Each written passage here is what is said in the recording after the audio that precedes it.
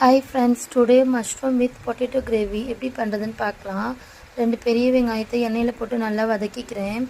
இதோட சிக்கன் மசாலா தூள், கரம் மசாலா தூள், கொஞ்சம் மஞ்சள் தூள் இது எல்லாத்தையும் சேர்த்து நல்லா கலந்து விட்டுடலாம். இந்த கிரேவிக்கு தேவையான ஒரு பேஸ்ட் ஒன்று ரெடி பண்ணியிருக்கேன்.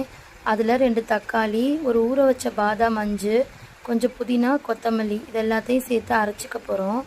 அரைச்சி இதோடு சேர்த்துக்கிட்டேன். ரொம்ப சூப்பராக வந்திருக்கு இந்த கிரேவி. இந்த பேஸ்ட்டு போட்டிங்கன்னா நீங்களும் அதே மாதிரி நல்லா வரும். இதோட மஷ்ரூமையும் சேர்த்துக்கலாம். அதுக்கப்புறம் 2 பொட்டேட்டோவை இதோட ஆட் பண்ணிக்கோங்க. இதெல்லாம் கலந்து விட்டுட்டு இந்த கிரேவிக்கு தேவையான கொஞ்சம் தண்ணி விற்று நல்லா கிளறிக்கிறேன்.